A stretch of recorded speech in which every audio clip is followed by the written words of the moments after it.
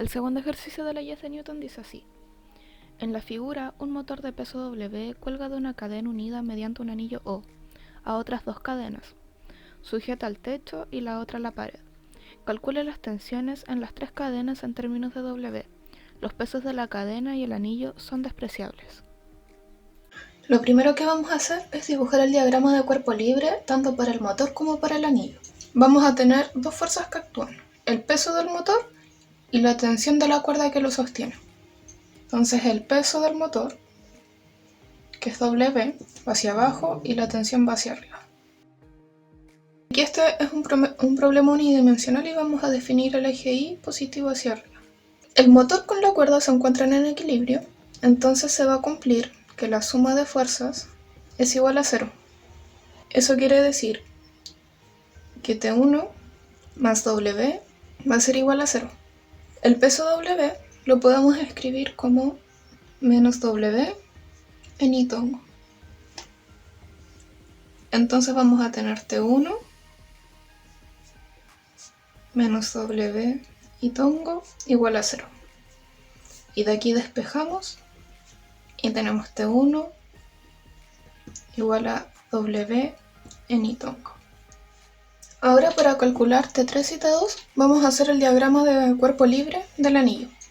Entonces vamos a poner el anillo aquí en el centro de nuestro sistema de referencia y vamos a tener tres fuerzas que actúan sobre él. Una va a ser el peso del motor. Otra va a ser la tensión T2. Y la otra va a ser esta tensión T3. Como este ángulo de acá mide 60, este ángulo de acá también van a ser 60 grados. Entonces aquí tenemos un ángulo de 60 grados. Y tenemos acá a T2 y a T3.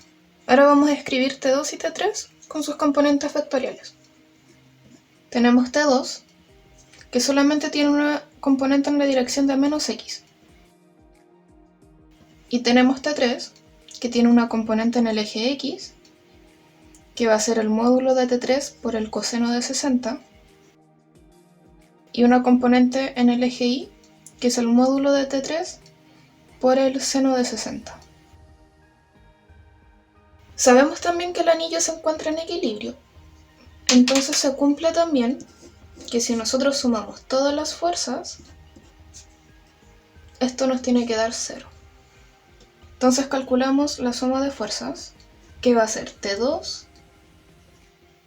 más T3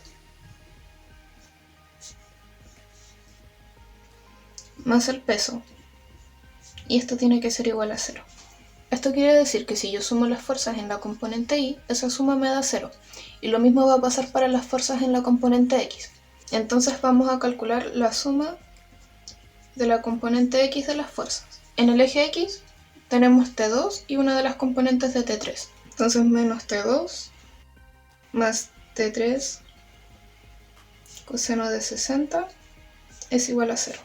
Y en el eje Y tenemos que actúa el peso y tenemos la otra componente de T3. Vamos a enumerar las ecuaciones.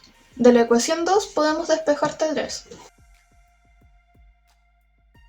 Calculamos el seno de 60 y tenemos 1,55 W. Entonces ahora tenemos T3. Ahora T3 lo reemplazamos en la ecuación 1 y vamos a poder despejar T2. Entonces tenemos que T2 es igual a T3 por el coseno de 60. Pero T3 es W dividido en el seno de 60. Y sabemos que coseno de 60 dividido en seno de 60 es igual a la cotangente de 60. Entonces T2 va a ser W por la cotangente de 60. Ahora vamos a escribir T3 y T2 como vectores. T3 va a ser W sobre el seno de 60 por el coseno de 60 en X tongo más W sobre el seno de 60 por el seno de 60 en Y tongo. cancelamos estos términos. Esto de acá es la cotangente de 60. Entonces tenemos que T3 es W por la cotangente de 60 en X tongo más W en Y tongo. Y T2 va a ser W por la cotangente de 60 en menos X tongo. Entonces tenemos ahora el vector de la tensión 1, el vector de la tensión 2 y el vector de la tensión 3 en términos de W.